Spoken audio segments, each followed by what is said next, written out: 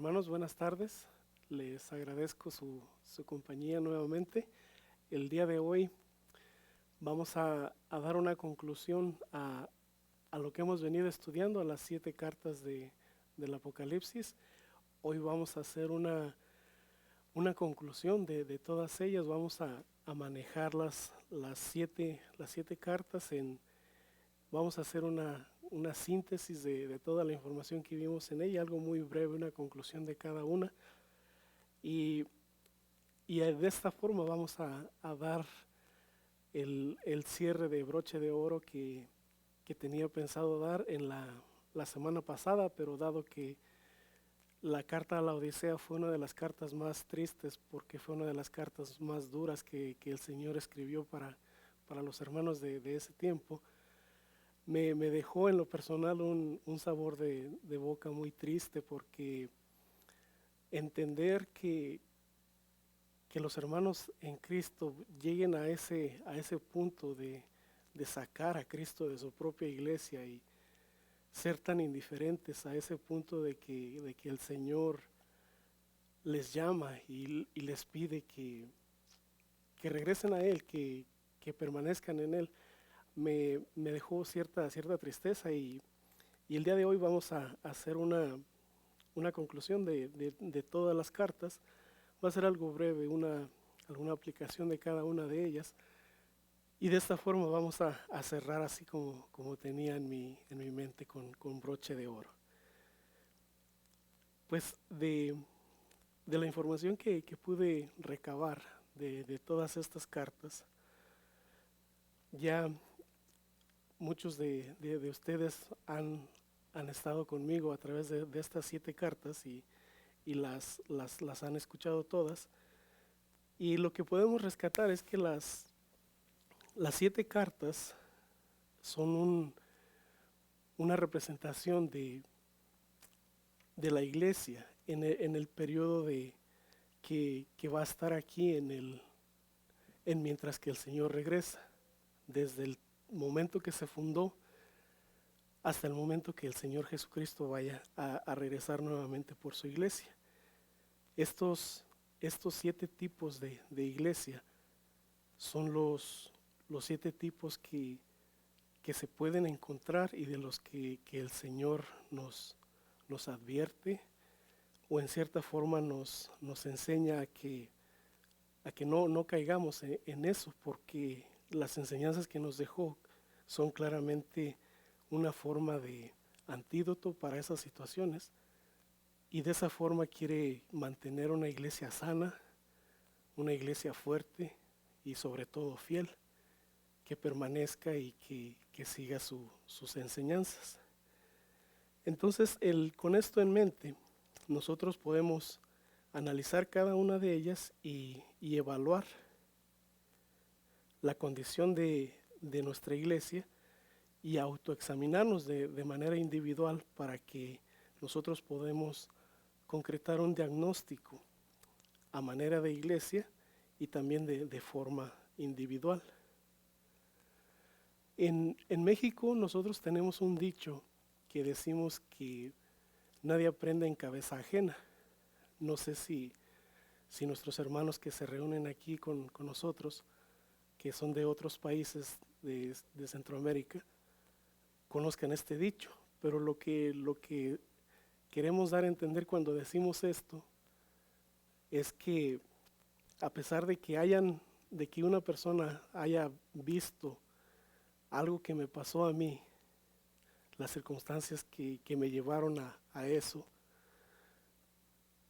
no lo va a valorar, y no lo va a experimentar, no lo va a asimilar, hasta que no le pase ese mismo error o esa misma situación a él, y entonces ella cuando va a aprender.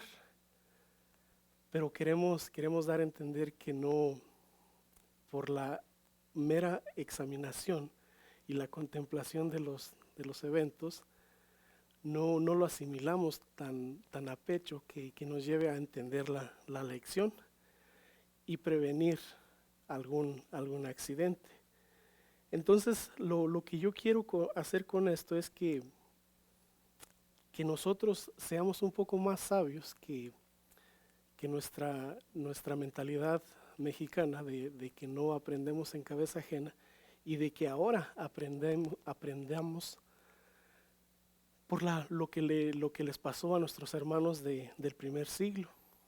Vamos a analizar la situación en la, en la que ellos se encontraban, el problema que ellos tenían, y para que no nos vaya a pasar lo mismo que a ellos les pasó, porque el Señor en dos cartas de ellas tuvo que ser duro, tuvo que ser enérgico en cuanto a lo que les estaba queriendo enseñar, para que no tengamos que recibir ese tipo de reprensión nosotros. Vamos a aprender del error de ellos y tratar de no caer, para no estar en el mismo riesgo que ellos estaban. Y de esta forma sí podemos aprender y madurar un poco más en nuestro crecimiento espiritual. Vamos a empezar con la carta de Éfeso. En la carta de Éfeso,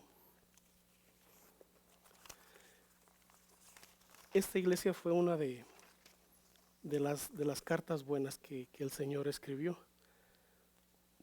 Y recordamos que los alabó por su arduo trabajo que estaban haciendo en su nombre, por la paciencia que mostraban ante las tribulaciones, por no tolerar a los malos y porque escudriñaban lo que sus maestros les enseñaban.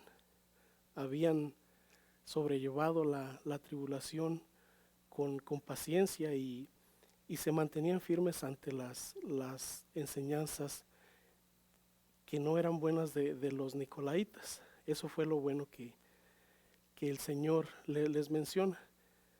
Y les dice solamente que tiene algo contra ellos, que a pesar de su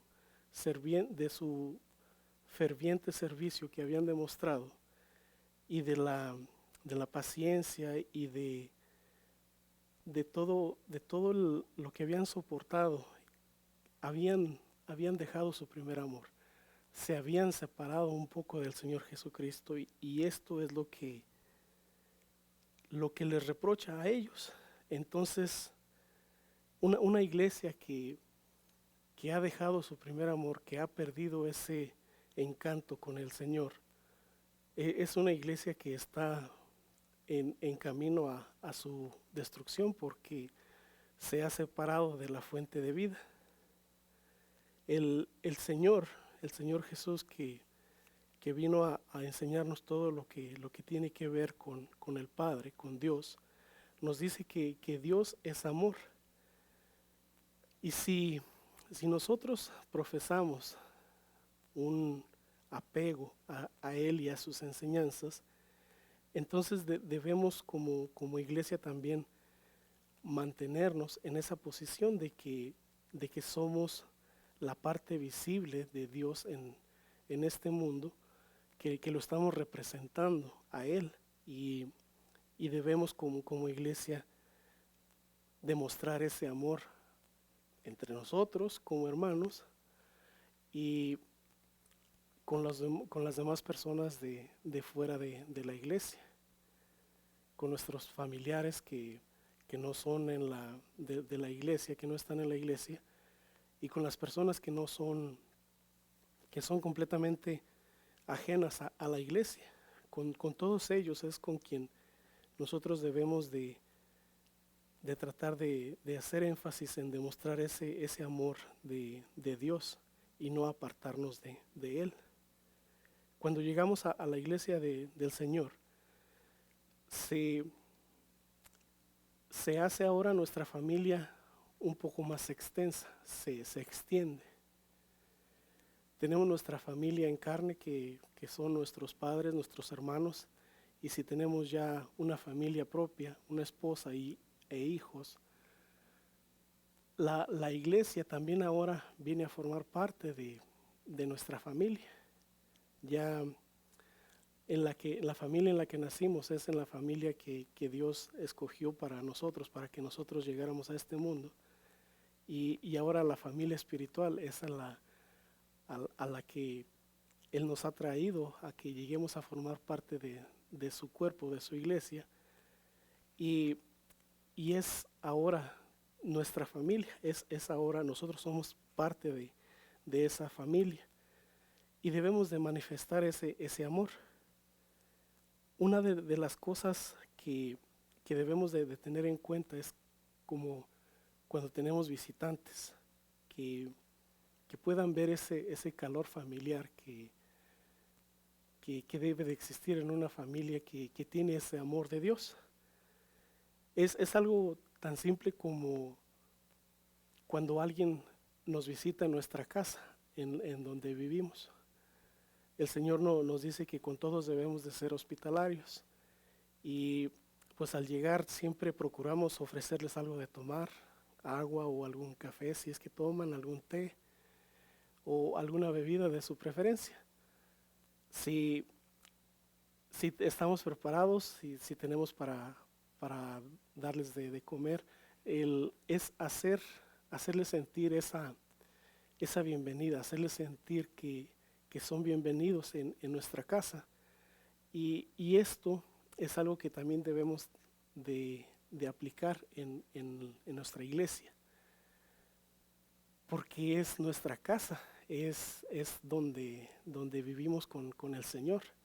Y cuando una persona nos visita, es menester, que es importante que le demostremos ese amor, que Él pueda sentir ese calor familiar que debemos reflejar. Ahorita, cuando tratamos de evangelizar, de compartir el evangelio con personas ajenas a la iglesia y los invitamos a la iglesia, de 20 personas que invitamos, a lo mejor viene una o dos. Y que una persona llegue a la iglesia, a veces por sí misma o por invitación de algún hermano, es una gran victoria. Entonces debemos de ser atentos a eso, a que Él empiece a ver en nosotros la realidad de ese mensaje que le estamos queriendo demostrar, de que Dios es amor. Entonces ese es uno de los aspectos que tal vez en la iglesia de Éfeso estaba perdiendo, que se estaban volviendo un poco fríos, que se estaban volviendo un poco insensibles a estos detalles, y que habían separado, ya se habían separado del amor del Señor Jesucristo. Entonces, como iglesia de Él, debemos de enfocarnos en este aspecto, de poder reflejar ese amor, porque sin este amor que el Señor nos ha dado para empezar a nosotros, sin ese amor que pasemos a alguien más, estamos perdidos y vamos a estar muy cerca de donde estuvo la iglesia de Éfeso. En esta misma iglesia, la promesa que Él les dio es de que comerán del árbol de la vida. Entonces eso mismo se aplica para nosotros. Si nosotros mantenemos nuestra fidelidad en el Señor y nuestro corazón enfocado en agradarle, también recibiremos esta promesa. La iglesia número 2 es la iglesia de Esmirna.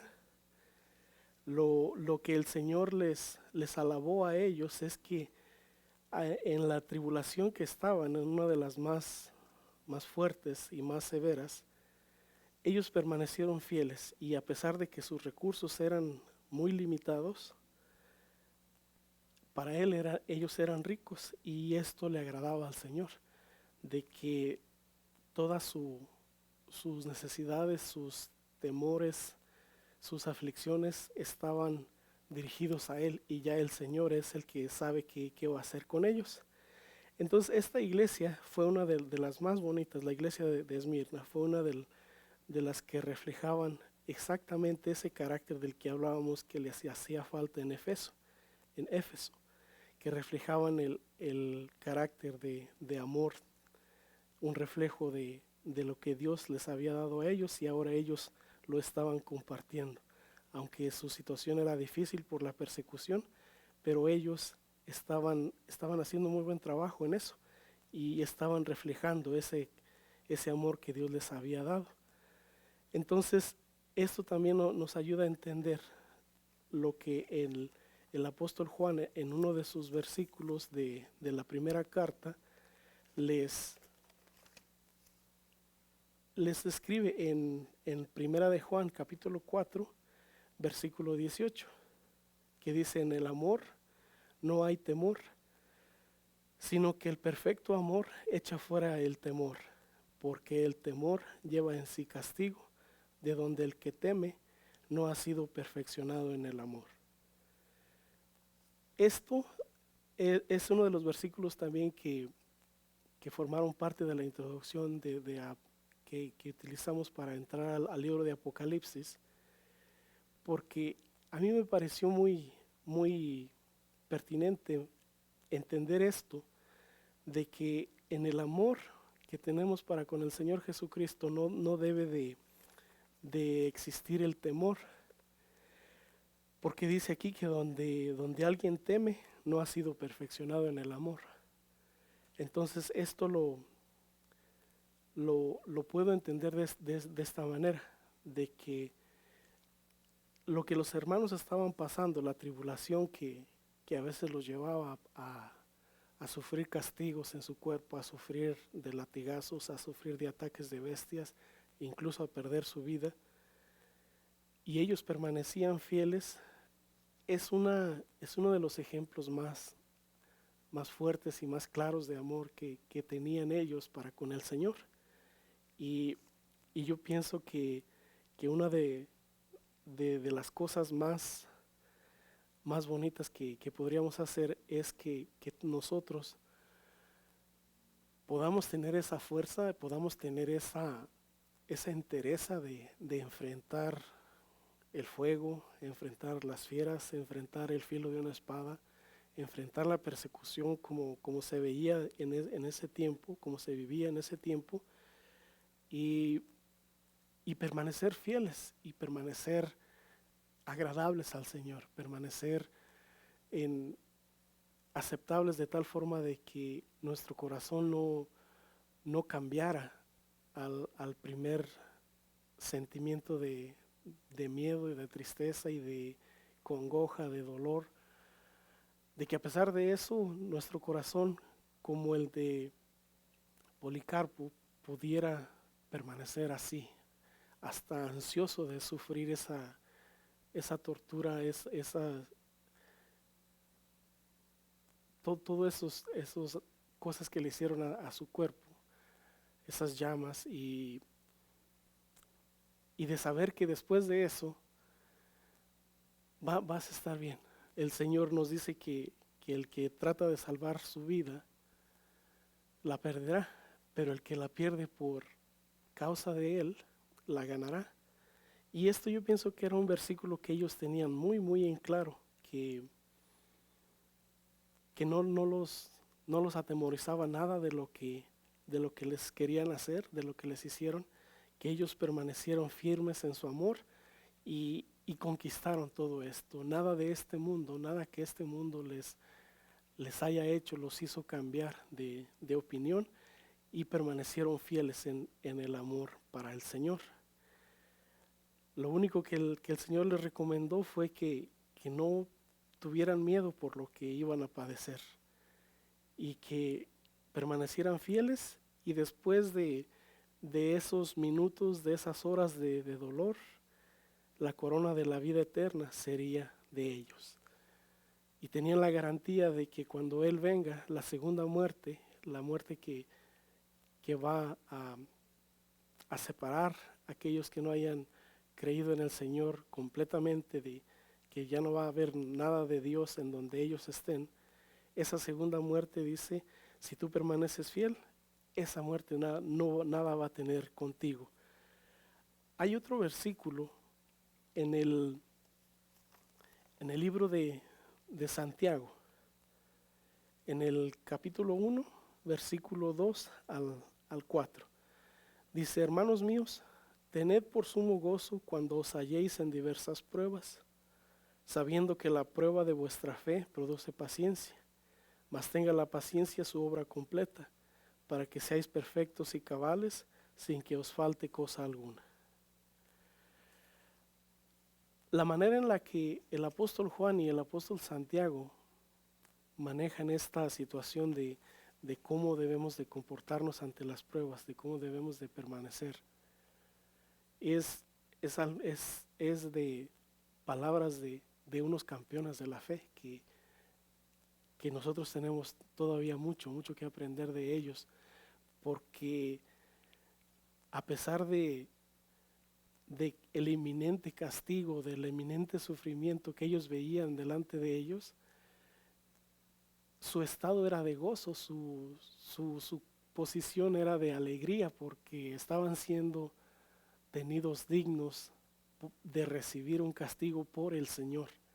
Y de esta forma ellos están en un nivel de fe que ojalá en lo personal yo pudiera alcanzar y pudiera llegar a ese punto de que nada, absolutamente nada pueda hacerme fluctuar de nuestra fe, de mi fe, y poder así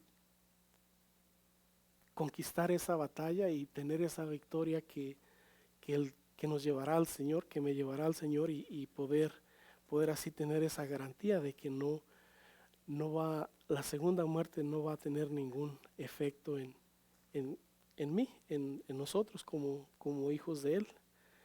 Entonces de ellos aprendemos esto, unos verdaderos campeones de la fe que resistieron hasta lo último y su fe permaneció intacta.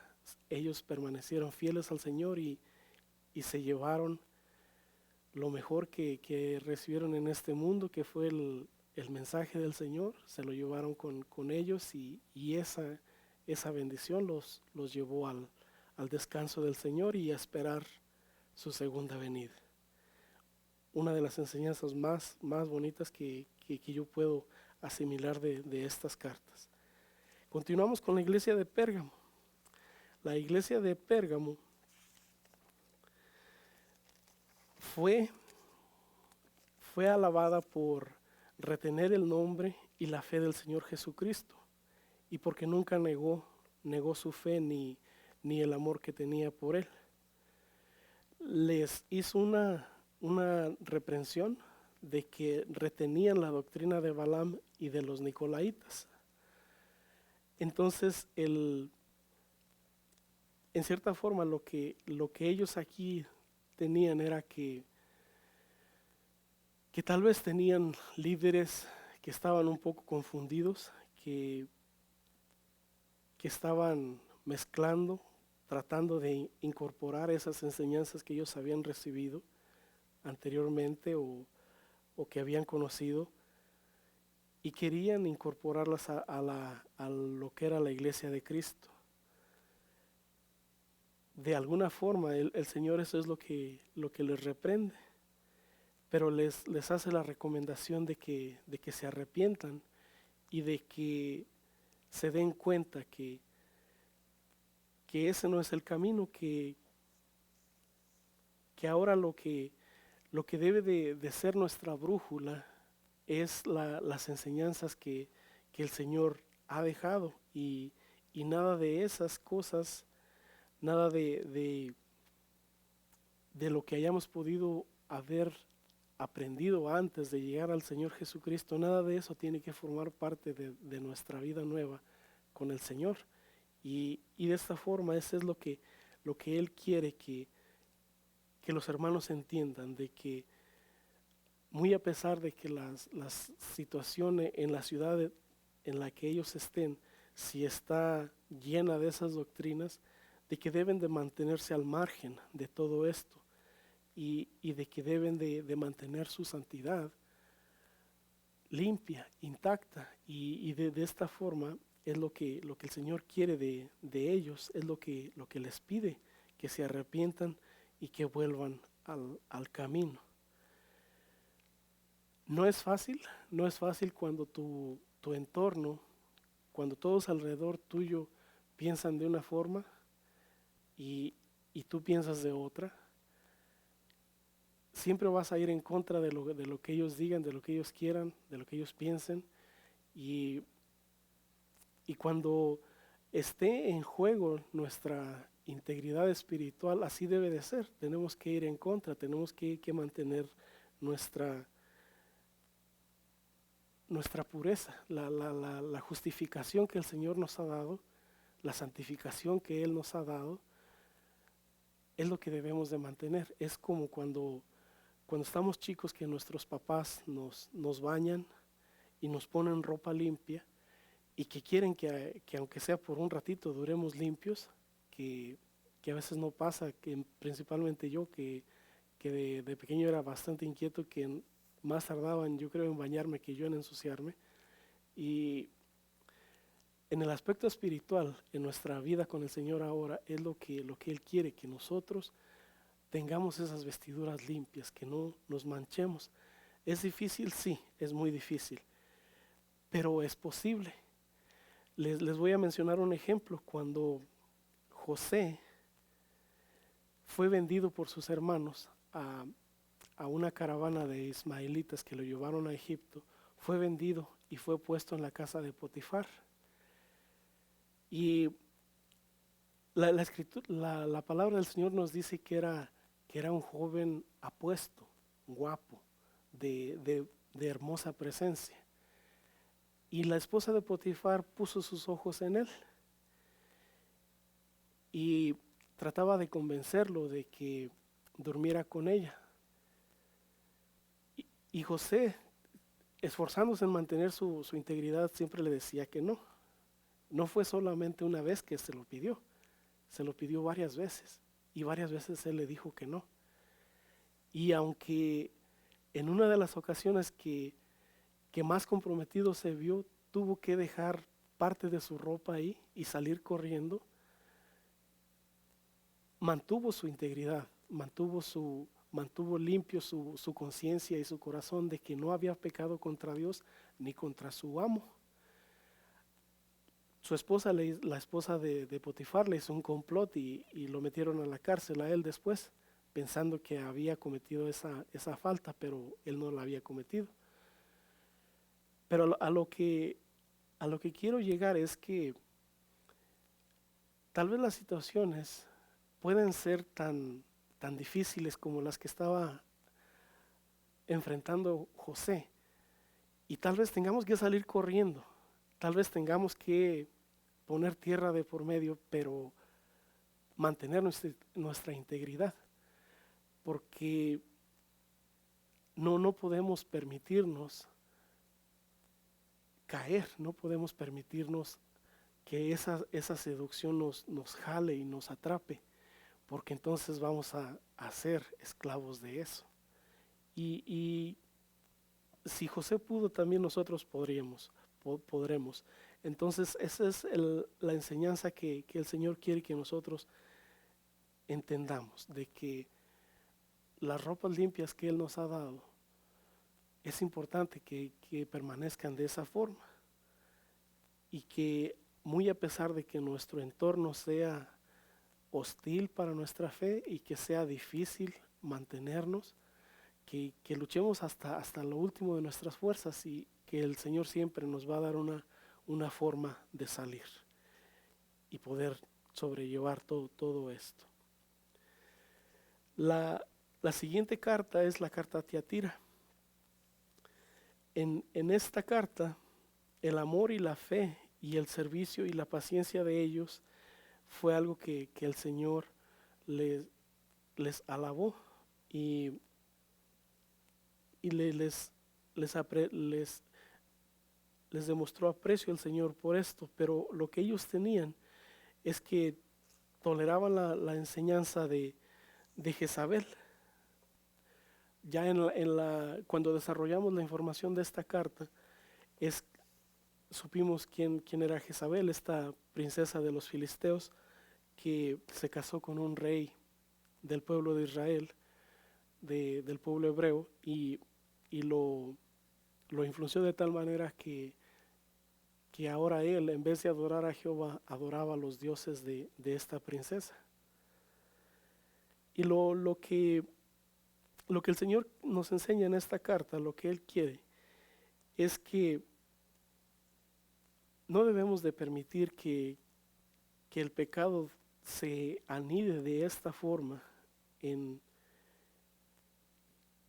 nuestra ciudad, en nuestra familia, en nuestro corazón, sino que como a la iglesia de Pérgamo, de que nos opongamos a eso con todas nuestras fuerzas y de que podamos luchar, siempre presentar una batalla ante todo eso. Lo difícil con esto es cuando algo nos gusta, y es parte de lo que menciona el apóstol Santiago cuando nos dice la enseñanza sobre la concupiscencia, que es algo que nos atrae, que nos seduce, y cuando esa atracción finalmente nos jala y nos seduce, dice, da a luz pecado. Y eso contra eso aún es contra lo que debemos de luchar, porque no podemos permitirnos caer, no podemos permitirnos flagrantemente llegar y caminar y pasar y estar ya llenos de pecado, porque esto va a ser no va a terminar bien. La advertencia del Señor es que retengamos su enseñanza hasta que Él venga. Y la promesa que nos da es de que vamos a poder estar con Él, de que vamos a poder recibir todas las promesas que Él nos ha hecho, se van a cumplir en Él. Vamos a poder finalmente recibir todo lo que nos ha prometido, y con Él vamos a tener esta oportunidad de que nosotros veamos ya la realidad de todo eso. No debemos de permitir de que estas cosas pongan en riesgo nuestra integridad espiritual y nuestra vida espiritual, porque si llegamos a permitirnos esos descuidos, vamos a caer en una espiral que va a ser como un remolino de agua, que nos va a jalar y nos va a jalar y nos va a jalar, y ya no vamos a tener aire ni fuerzas suficientes para poder salir de ahí. En Hebreos 2, del versículo 2 al 3, dice esta cita: porque si la palabra dicha por medio de los ángeles fue firme, y toda transgresión y desobediencia recibió justa retribución, ¿cómo escaparemos nosotros si descuidamos una salvación tan grande, la cual, habiendo sido anunciada primeramente por el Señor, nos fue confirmada por los que oyeron? La parte que quisiera remarcar es la pregunta que hace en este versículo 3. ¿Cómo escaparemos nosotros si descuidamos una salvación tan grande?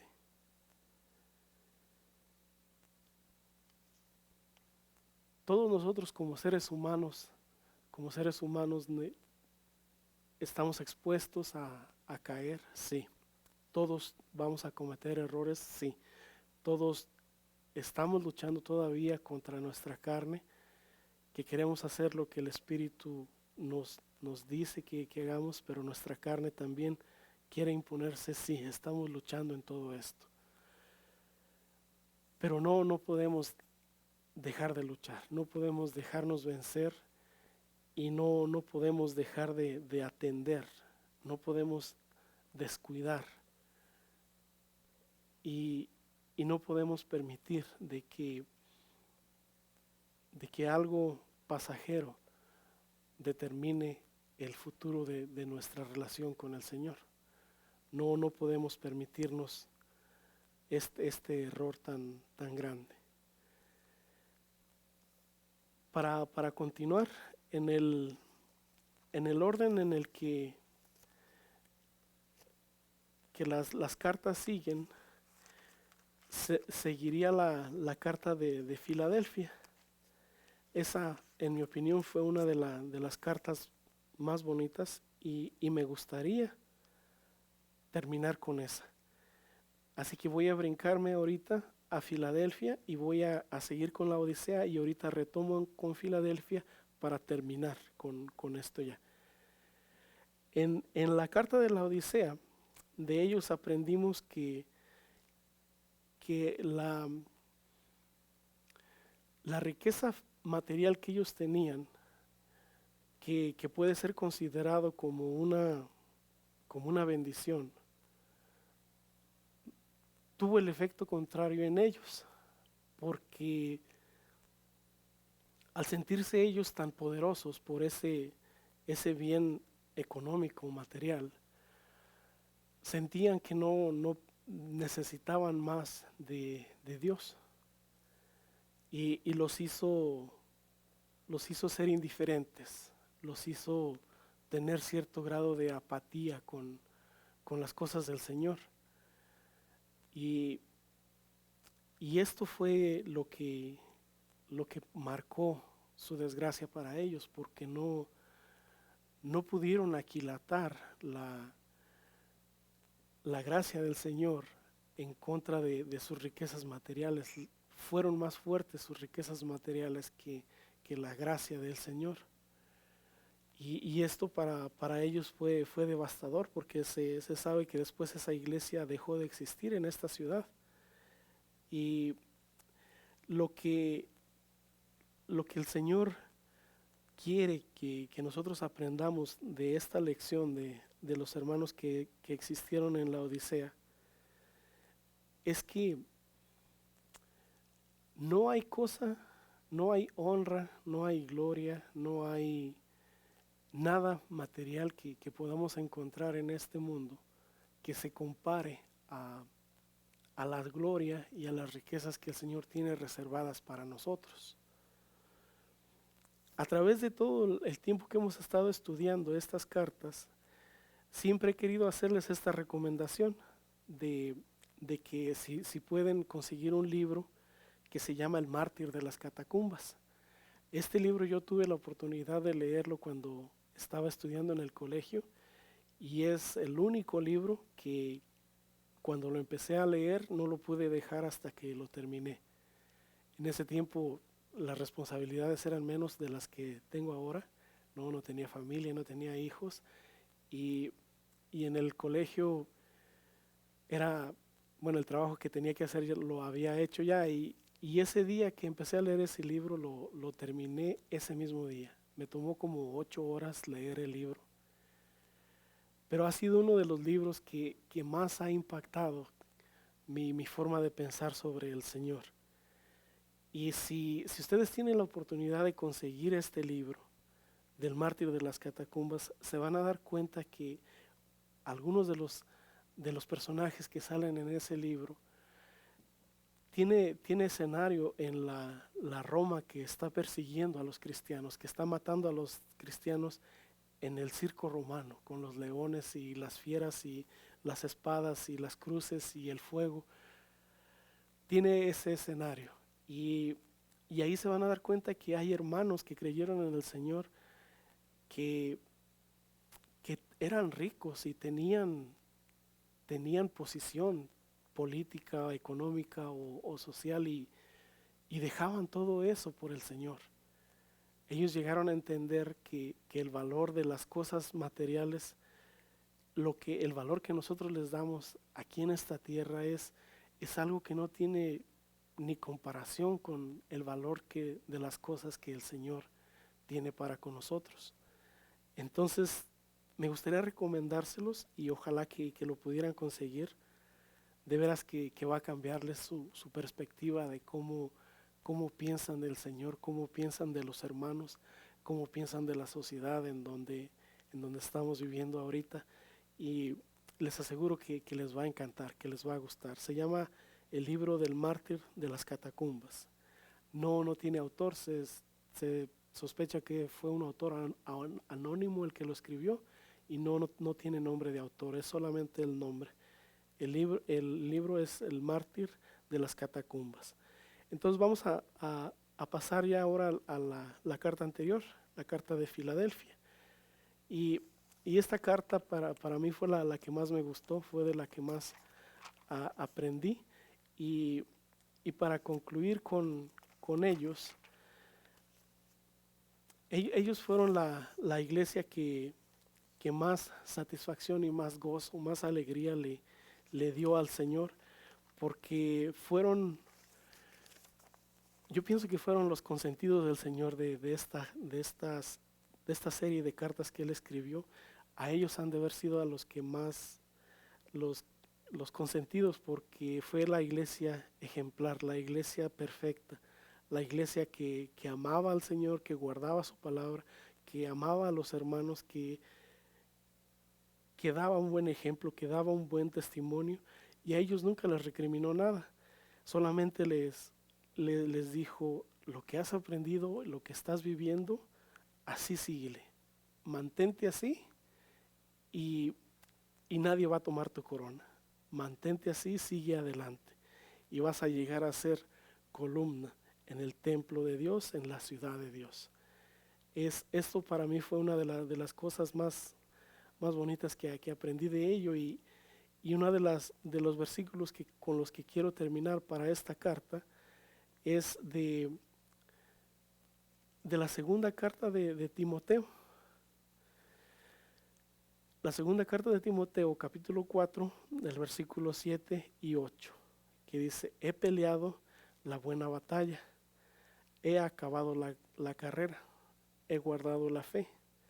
Por lo demás, me está guardada la corona de justicia, la cual me dará el Señor, juez justo, en aquel día, y no solo a mí, sino también a todos los que aman su venida. Estas fueron las palabras que el apóstol Pablo en una de sus epístolas se dirigió a Timoteo, justo cuando él estaba por ser ejecutado por el Imperio Romano. En esta carta se dirige a Timoteo, y él siente que ya su vida está por terminar. Él sabe la condena que le espera, pero a la vez está contento. Está contento de que sus fuerzas las ha dedicado para el Señor. Está agradecido de que el Señor lo haya considerado y que le haya dado esa oportunidad de servirle. Y yo pienso que es la actitud que debemos de tener como personas que hemos llegado a creer en su nombre, y de que sabemos que el tiempo de nuestra partida un día va a llegar, que en ese momento, cuando nuestro tiempo ya llegue a su fin, que podamos tener la actitud como la tuvo el apóstol Pablo, de estar contentos de haber podido conocer al Señor, de haber podido ser tomados en cuenta, de haber sido tomados dignos por dignos de compartir su palabra, y de saber de que no hemos sido perfectos. Sí, yo pienso que eso todo lo vamos a sentir, pero tener esa misma entereza de que hemos hecho nuestro mejor esfuerzo y de que hemos peleado hasta donde nuestras fuerzas nos han permitido, y de esta forma así poder esperar al Señor. Cuando del colegio salíamos a trabajar a algunas iglesias de la región de Zacatecas. En una iglesia que se llama Estancia de Ánimas, hay un asilo de ancianos. Y en este asilo de ancianos, pues algunos de los residentes de ahí llegaban al término de sus días. Y recuerdo una de las cosas que la, la hermana que había fundado ese asilo nos compartió, que dijo que cuando una de las hermanas estaba ya por partir, que de su mano, de su cama, ella trató de recostarse, estirando sus manos como cuando un niño quiere que lo levante. Y dice que ella solo escuchaba, la veía ella como que estaba en, una, en un delirio, que le pedía al Señor, ya llévame contigo, ya estoy aquí. Y, y dice que cuando estaba estirando sus manos, ya llévame contigo, ya estoy aquí, fue cuando ella partió. Y de esta forma, yo pienso que ella estaba viendo que el Señor la esperaba o alguno de los ángeles la esperaba y ahí. Pero es esto, hermanos, de poder entender y de poder valorar todo lo que hemos aprendido, lo que el Señor nos ha permitido de llevar a cabo y de saber de que hemos puesto lo mejor de nosotros y esperar ese tiempo que el Señor tiene reservado para cada uno de nosotros. En la próxima semana vamos a continuar y vamos a ver esa adoración celestial que el apóstol Juan está contemplando con esos ancianos que están dándole gloria al Señor. Que tengan una buena semana, hermanos, que tengan un buen fin de semana y que el Señor les bendiga. Gracias por haberme acompañado.